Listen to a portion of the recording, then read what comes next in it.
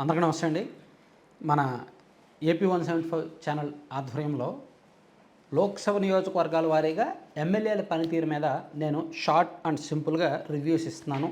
దీనిలో కొన్ని కాంట్రవర్సీలు వస్తున్నాయి, కొన్ని నా మీద కేసులు వస్తున్నాయి, కొన్ని బెదిరింపులు వస్తున్నాయి, కొన్ని వార్నింగ్లు వస్తున్నాయి. బట్ మన పని మనం చేసుకెళ్దాం. నేను అనంతపురం పార్లమెంట్ మీద రివ్యూ చేసే సందర్భంలో గుంతకల్ అసెంబ్లీ గురించి చెప్పానని చెప్పి వాళ్ళు నా మీద కేసు పెట్టారు, కంప్లైంట్ పెట్టారు. సరే, అదేం జరుగుతుందో చూద్దాం. అండ్ చిత్తూరు పార్లమెంట్ రివ్యూ సందర్భంగా గంగాధర నెల్లూరు మీద నేను చెప్పానని అక్కడ ఫ్యాక్ట్స్ చెప్పా, ఉన్నట్టు చెప్పా. మరీ మీరు కెలికితే డెప్త్గా చెప్తా. కెలికారు అనుకోండి, చాలా డెప్త్గా వెళ్తే పేర్లతో సహా బయట పెడతా, ఇబ్బంది ఏం లేదు నాకు. గంగాధర నెల్లూరు కావచ్చు, గుంతకల్ కావచ్చు. సో అది చెప్పినప్పుడు వాళ్ళు సోషల్ మీడియాలో వార్నింగ్లు ఇస్తూ అతన్ని వచ్చేస్తామని చెప్పి మెసేజ్లు పెట్టారు. సరే, అవన్నీ పక్కన పెట్టేద్దాం, నా పని నేను చేసుకెళ్తానండి. ఇప్పుడు కాకినాడ పార్లమెంటుకి సంబంధించి రివ్యూ చెప్తాం. నిజానికి కాకినాడ పార్లమెంటు గురించి మనకు పెద్దగా చెప్పుకోవడానికి ఏమీ లేదు. కూటమి పొత్తు ఇలాగే ఉంటే టీడీపీ, జనసేన, బీజేపీ, సరే బీజేపీని పక్కన పెట్టినా టీడీపీ, జనసేన పొత్తు ఇలాగే ఉంటే ఈ పార్లమెంటు నియోజకవర్గంలో కూటమి అభ్యర్థుల గెలుపునకు ఢోకా లేదు.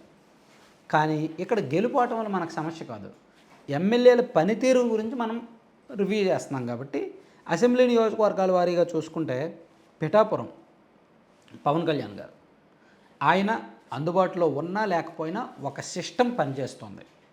అండ్ నిధులు, డెవలప్మెంట్ వర్క్స్ విపరీతంగా జరుగుతున్నాయి. ఆయన మీద అక్కడ ప్రజలు ఏవైతే అంచనాలు పెట్టుకున్నారో అవన్నీ అక్కడ సఫిషియెంట్గా అమలవుతున్నాయి, పనులు జరుగుతున్నాయి, పథకాలు కూడా ఎక్కువగానే ఇస్తున్నారు, నిధుల ఖర్చు జరుగుతుంది, బాగానే ఉంది. అయితే పొలిటికల్గా అక్కడ స్ట్రక్చర్ డిస్టర్బ్ అవుతుంది. టీడీపీకి, జనసేనకి పొలిటికల్ స్ట్రక్చర్ అయితే డిస్టర్బ్ అవుతుంది.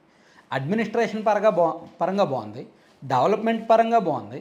కానీ పొలిటికల్ స్ట్రక్చర్ డిస్టర్బెన్స్ వలన కొంత ఇబ్బందులు తప్పకపోవచ్చు.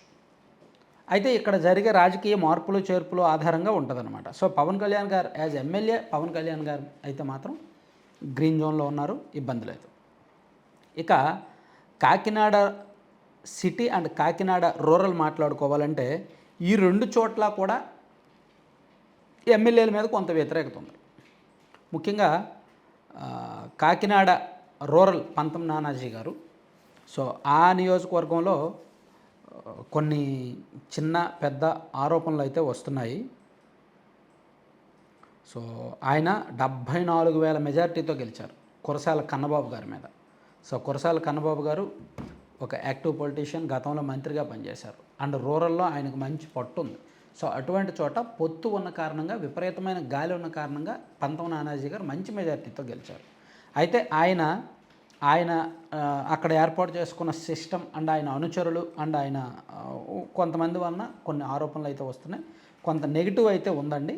బట్ రెడ్ జోన్ అయితే కాదు, పర్వాలేదు, గెలిచేస్తారు. ఇప్పుడున్న ఈ మౌత్ టాక్ ప్రకారం అయితే గెలుపునకు ఇబ్బంది లేదు. కానీ యాజ్ ఎన్ ఎమ్మెల్యే ఆయన మీద మాత్రం కొంత నెగిటివ్ అన్నమాట, వాస్తవం. అండ్ కాకినాడ సిటీ కూడా ఆల్మోస్ట్ అదే వస్తుంది. కాబట్టి ఈయన సైలెంట్, అందుబాటులో ఉన్నట్ల. నానాజీ గారు అందుబాటులో ఉంటున్నారు, జనంతో టచ్లో ఉంటున్నారు, క్యాడర్తో టచ్లో ఉంటున్నారు. కాకపోతే కమ్యూనికేషన్ సరిగ్గా టీడీపీ, జనసేన కమ్యూనికేషన్ లేదు, పొలిటికల్ స్ట్రక్చర్ లేదు, ఆరోపణలు వస్తున్నాయి. ఇక సిటీ కూడా అంతే, ఆల్మోస్ట్ అదే పరిస్థితి. ఇంకా తుని నియోజకవర్గం చూసుకుంటే ఈ పార్లమెంటు మొత్తం మీద కాస్త పొలిటికల్ రిస్క్ ఉన్న కాన్స్టిట్యున్సీ ఇదే. తుని అసెంబ్లీ యనమల దివ్య గారు ఎమ్మెల్యేగా ఫస్ట్ టైం గెలిచారు. ఆమె కంటే ఆమె బంధువర్గం పెత్తనం ఎక్కువైపోయింది నియోజకవర్గంలో. సో ఒక్కొక్క మండలం ఒక్కొక్కరు పెత్తనం లాగా ఉందన్నమాట. ఇందులో కొన్ని వ్యవహారాలు, కొన్ని అంతర్గత వ్యవహారాలు, రాజకీయంగా వాళ్ళని ఇబ్బంది పెట్టే వ్యవహారాలు జరుగుతున్నాయి. నిజానికి తుని నియోజకవర్గం తెలుగుదేశం పార్టీ కంచుకోట. యనమల రామకృష్ణుడు గారు వరుసగా గెలుస్తూ వచ్చారు 2009 వరకు.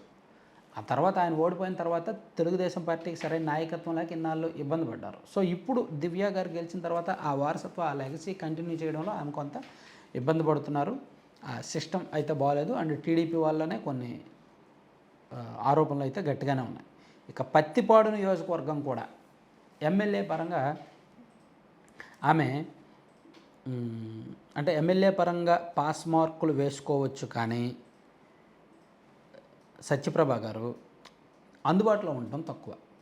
Cadre relations and public relations బాగా తక్కువ, ఇన్యాక్టివ్.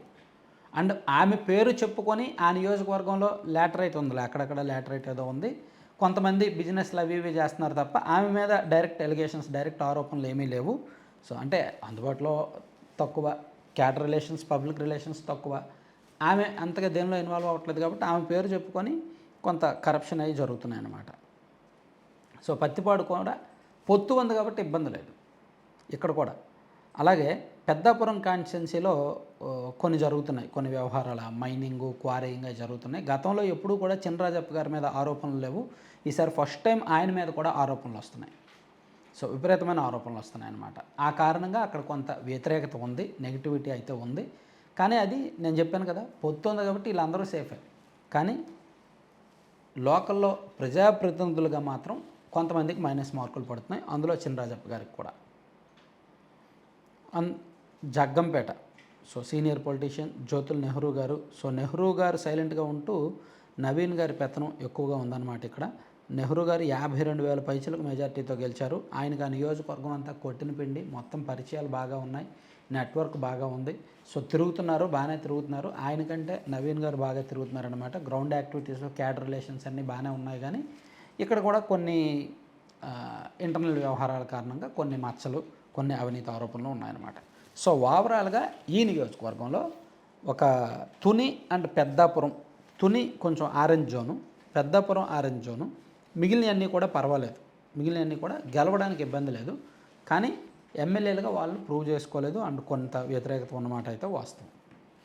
Thank you.